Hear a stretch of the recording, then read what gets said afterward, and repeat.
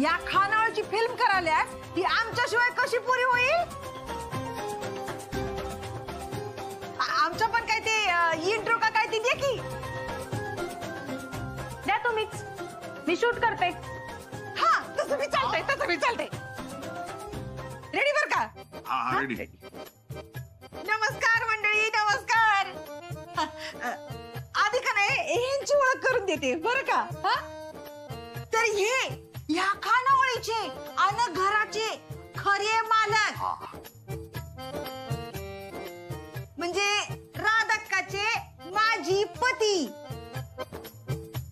आणि आता फक्त माझे पती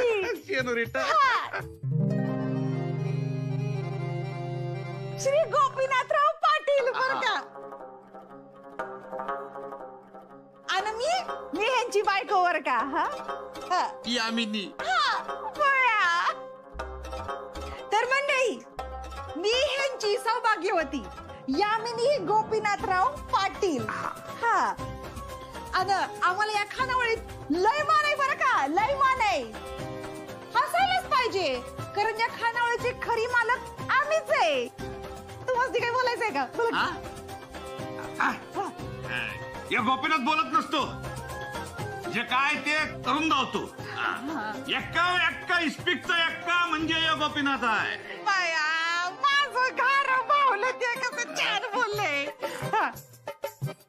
ये बारके झालं काय? दाखव कसं शूट केलं जर दाखव. मी शूट करतच नव्हते.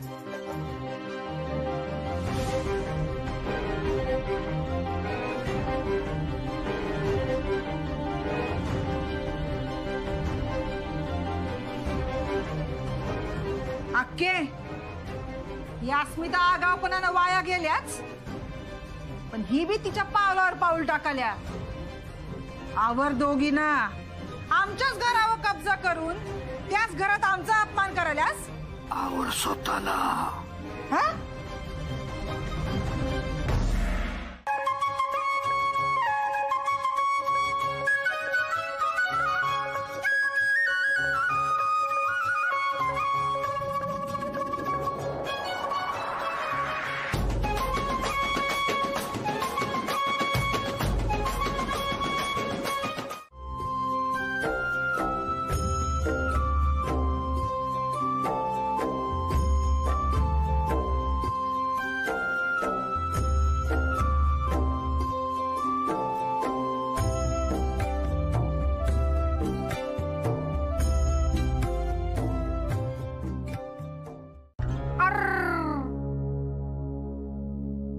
सरपंचांकडच्या कार्यक्रमाला या खानावळवालीला बी बोलवलंय.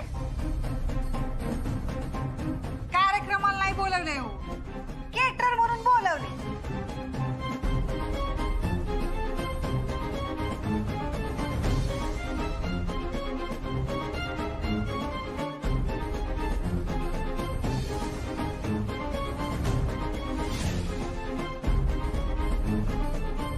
दीदी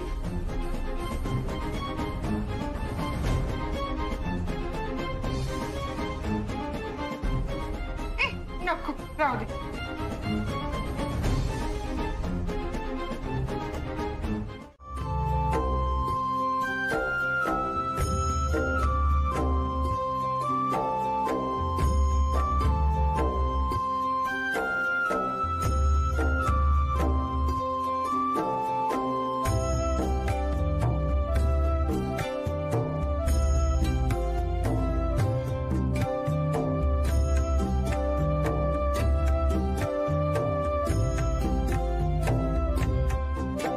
चार रोट्या झाल्या, आता पाचवी ओटी कोण भरणार आहे?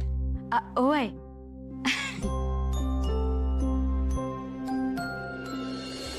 राधा का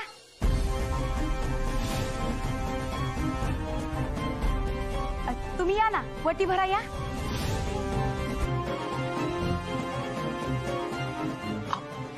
मी?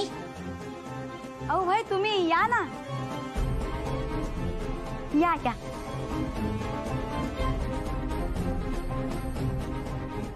नाही ठीक आहे. अहो या या तुम्ही बरं वटी या बरं.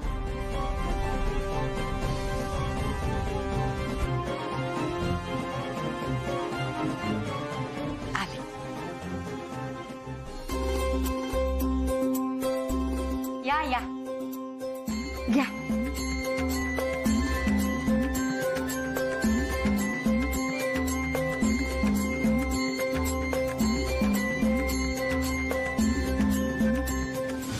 गावदेवीची ओटी भरायचा मान देखील माझ्याकडनं हिसकावून या राधीला दिला आणि आता इथं देखील तेच.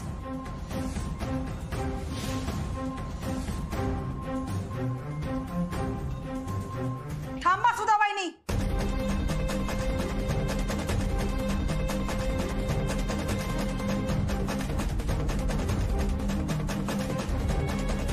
अहो ह्याची सावली मी तुमच्या सुनावर पडू देऊ नका.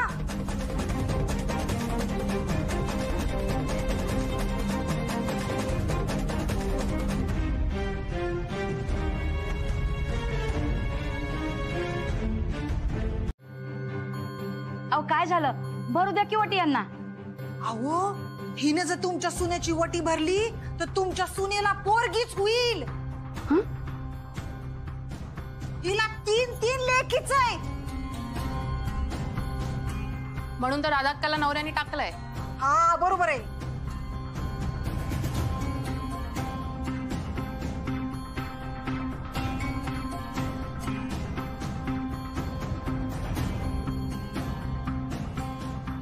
माझ्या सुनेला बी पोरगा होण्याची समधी लक्षणं होती.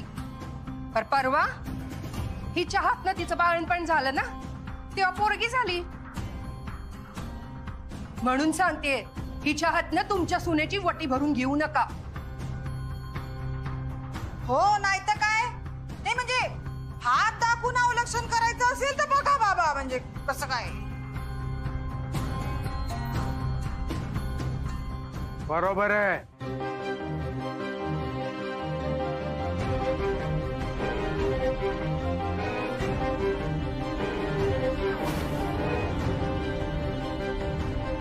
तुम्ही माझ्या सुनेची ओटी भरायची नाही.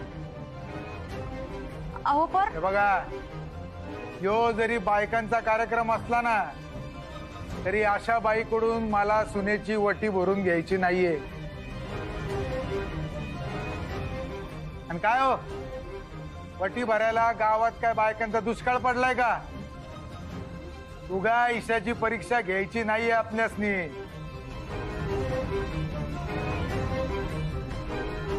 यामिनीबाई तुम्ही वा पुढं. वटी भरायचा मान तुमचा. होय होय.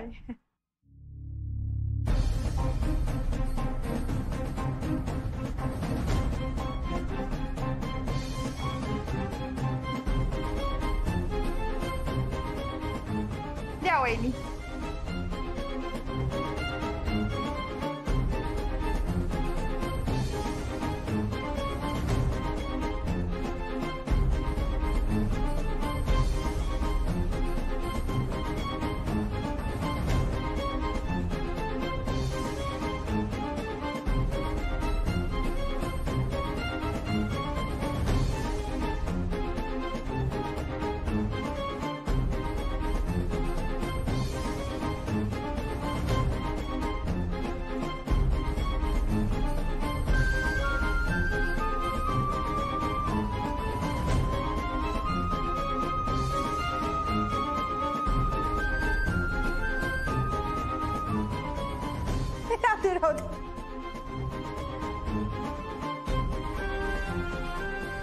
आखी माझा अपमान करायची, माझं नुकसान करायची एक संधी सोडत नाही ही राधाक्का.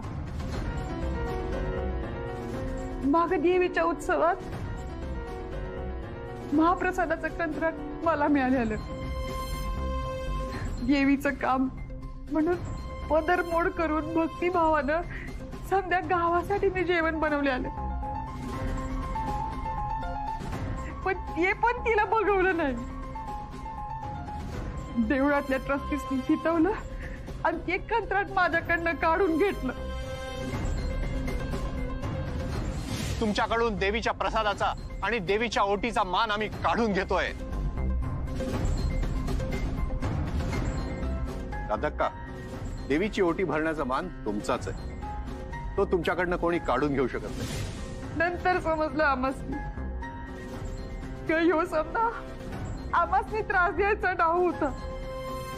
म्हणजे महाप्रसाद तिने पोचवायचा हे आधीच ठरलं असणार ना मॅडम. नाहीतर एवढ्या कमी वेळात देवीचा महाप्रसाद हिने कसा बनवला?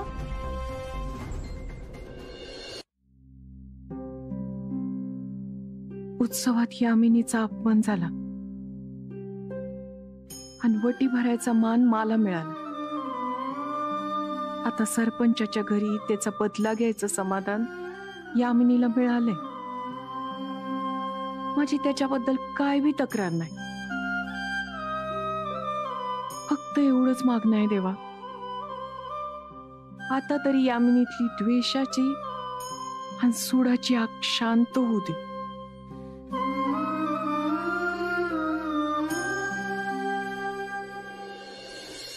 असं झालं असेल तर तवा तुझ्यावर अन्याय झालाय नक्की. पण गावकी घर हक्का संबंधी आहे.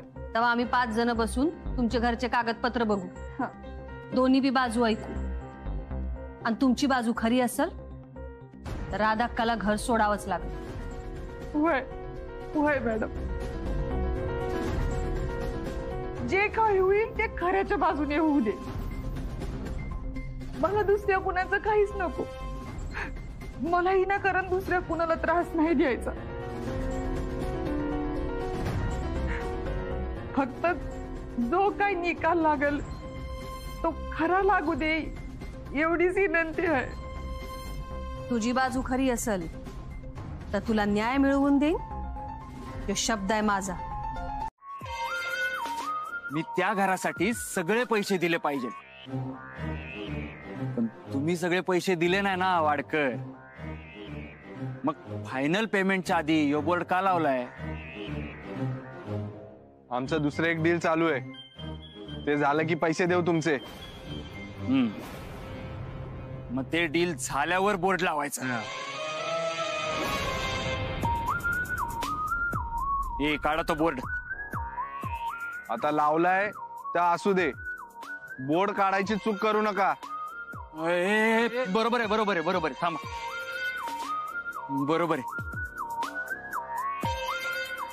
आपण बोर्ड काढायची चूक केली तर तुम्हाला माहित नाही किती महागात पडेल आपल्यासनी.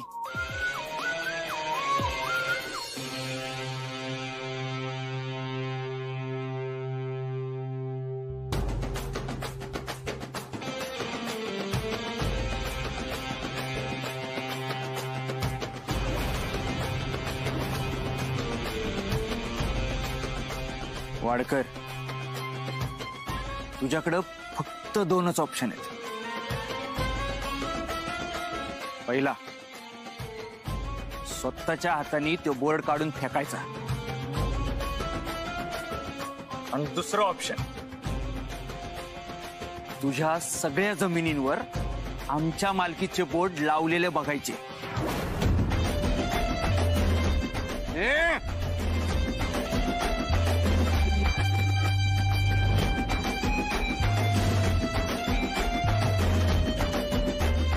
काळजातच राहायचं, डोसक्यात नाही जायचं.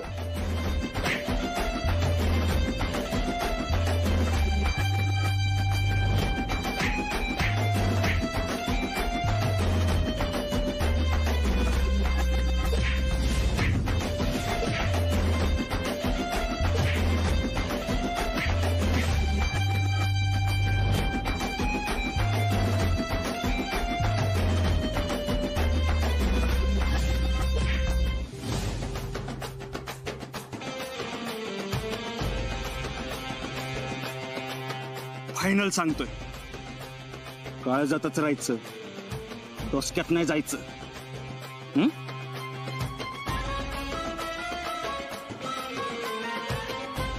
दाद्या, वहिनी,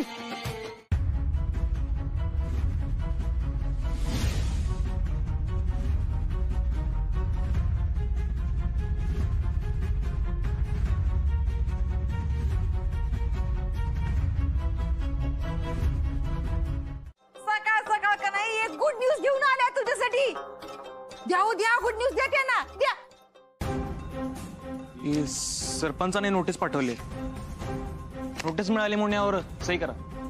ठीक आहे, वाच वाच वाच.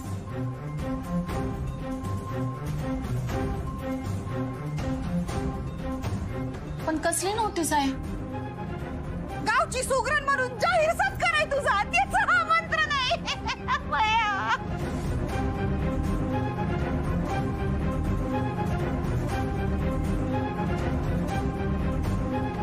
आया अगं, घराच्या आणि खानावळीच्या हक्कासाठी तुझ्या विरोधात 4 वाजता गावकी बोलवलंय यांनी.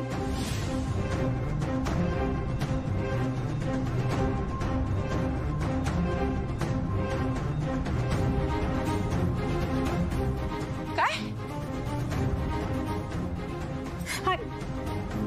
बया, बया, बया, बया. हातात चक्कर यायला लागली तुला, तर तिथं काय होईल ग अक्की तुझं?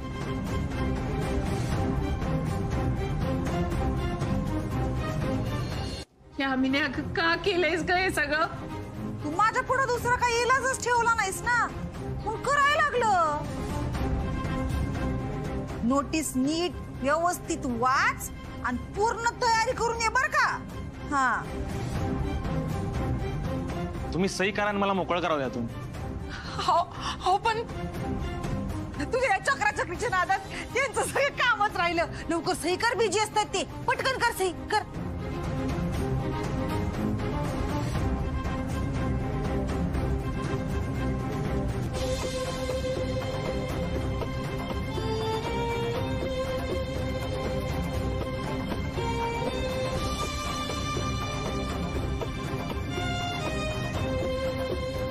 धन्यवाद बरं का.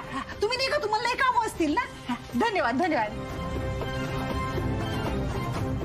आख्ये आरक्षण येता आज खानावळीत अगदी व्यवस्थित गोडाधोडाचं होऊ दे बरं का. नाही कसं आहे, आज खानावळीचा शेवटचा दिवस आहे नाही का तुमचा. हा, भेटू बरं का नंतर आपण. अच्छा, येते मी. बया, मज्जा झाली.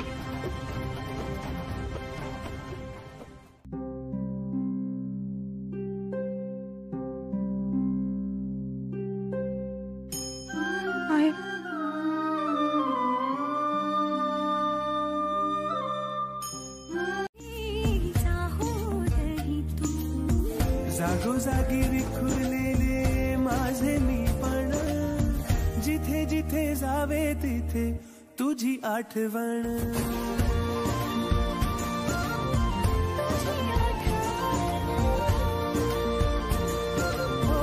तुझी आठवण.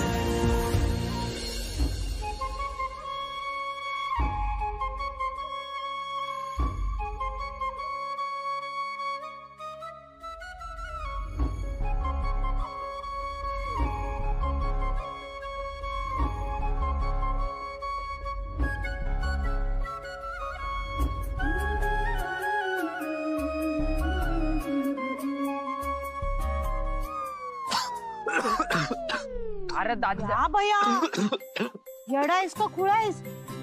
नुसत्या लवंग्या मिरच्या खातोयस.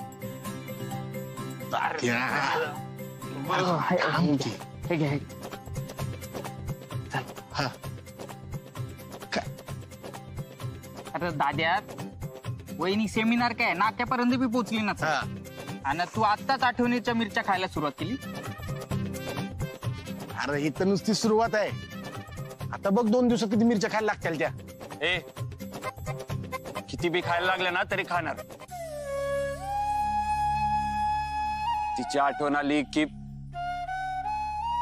मिरच्या खाणार. ठरलं की ठरलं. दाद्या, तू एक काम कर, तू ना कंटिन्यू वहिनीची आठवण काढून ठेवायची, जाऊच द्यायची नाही. म्हणजे एकाच मिरचीत काम भागेल. हा, ए एडायस काय? प्रेम मिळवण्यासाठी चिटिंग चालेल, पण प्रेम निभावण्यासाठी चिटिंग नाही करणार मी.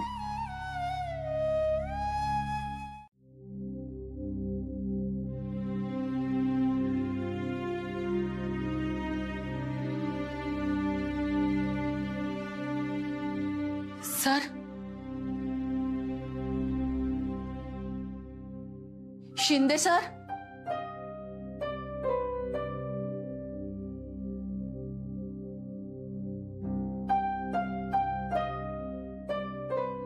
आता का तू इथे उभी? काय भानगड काय? खानावळीत नुसतं जेवाय जाताय का आणि काय?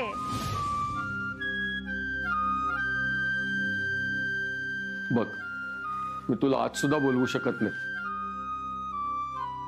पण तू बस, मी पाणी. नाही नाही, त्या सगळ्याची काय बी गरज नाही.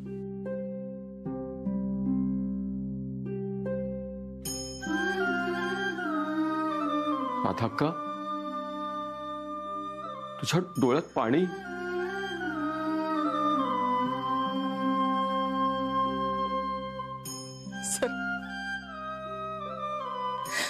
सर माझ्या जीवन मरणाचा प्रश्न येऊन ठेपलाय हो.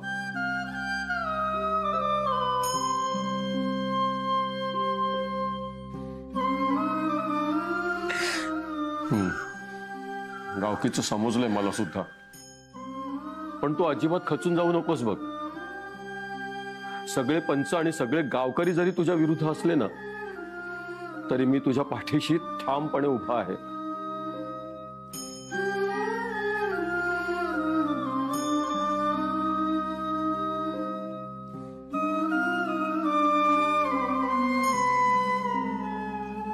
सर तुमची एवढ्या बोलण्याने मी जीवात जीवालाय बघा.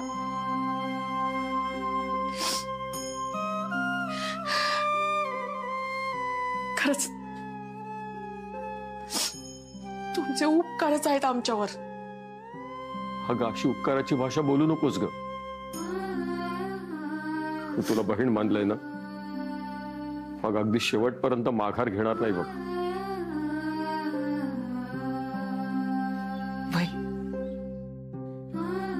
द्रौपदीसाठी कृष्ण धावून आल्याला तसे माझ्यासाठी तुम्ही आहेत बघा. नाहीतर त्या नोटिशीचं लयच भय वाटून राहिलं होतं मला.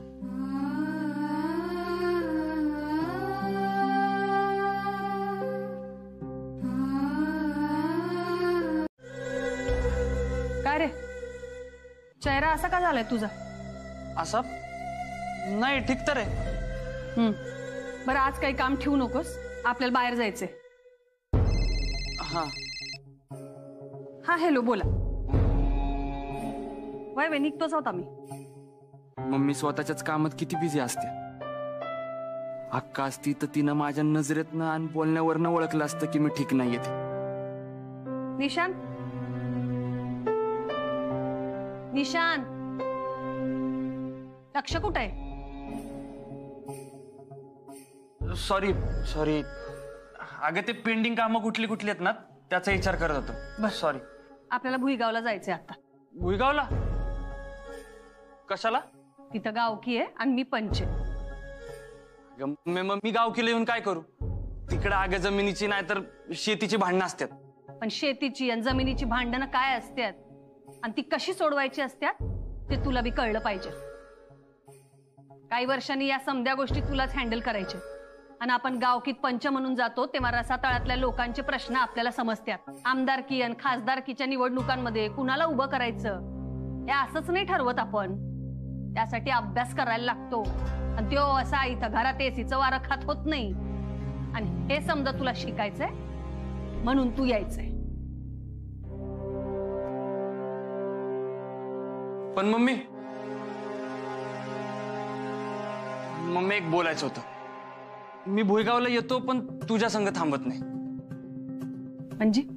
म्हणजे बाकीच्यांमध्ये बसून तू कसं बोलतेस, कसं प्रकरण हँडल करतेस ते बघतो.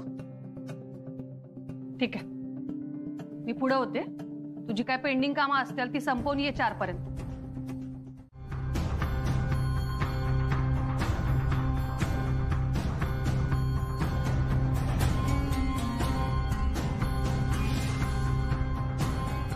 त्या दिवशी यासाठीच देवाला एकत्र नमस्कार केलतास? वय, आणि तू आशीर्वाद बी दिलेलास. तुझ्या मनात काय आहे मला नाही माहिती, पण जे असेल ते जर चांगलं काम असेल तर माझे नि देवाचे दोघांचे बी आशीर्वाद आहेतच की.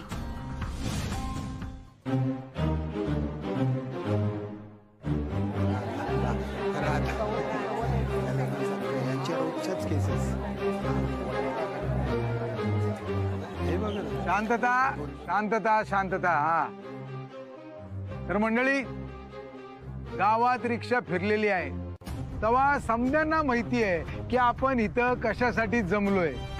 आता आपले 5वे पंच सौ निर्मला देवी आल्या की ताबडतोब गावकीला सुरुवात होईल. तोपर्यंत शांत राहा.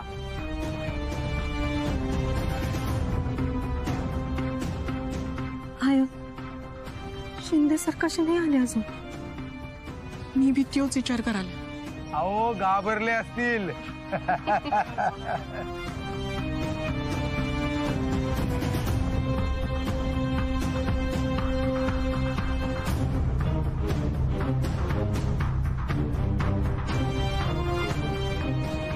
दुखरीनस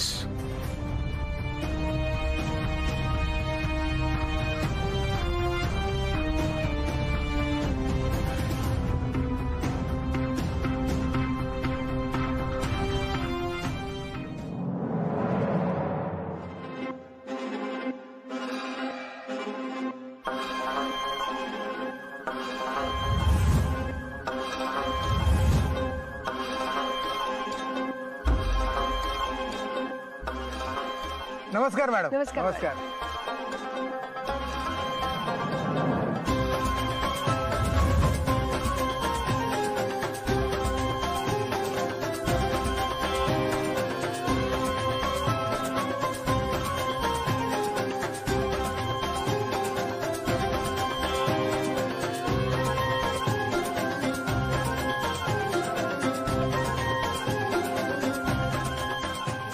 या मॅडम. या या या.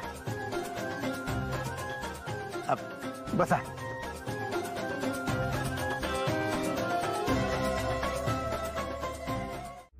असली बाप म्हणत नाही, गोपीनाथ म्हणते. ये गोपीनाथ अशी हाक मारते. हे चूक आहे. हे चुकीचं आहे सर. हा गोपीनाथ ना त्याच लायकीचा आहे. कोण आहे ती पोरगी?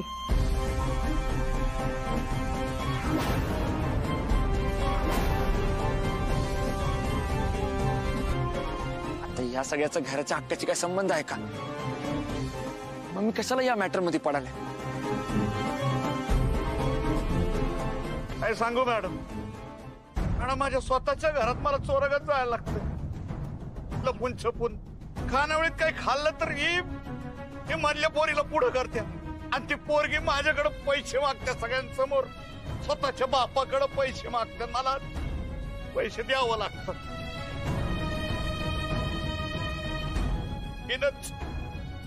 हिनच माझ्या पोरीनं माझ्यापासून तोडलं.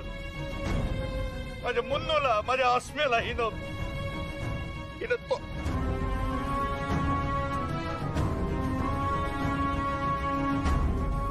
हे बघा, हे बघा, दिसते हा, ती खून दिसते. अस्मीनं लहानपणी माझ्या कपाळावर दगड मारला, त्यामुळे झालेली खून आहे.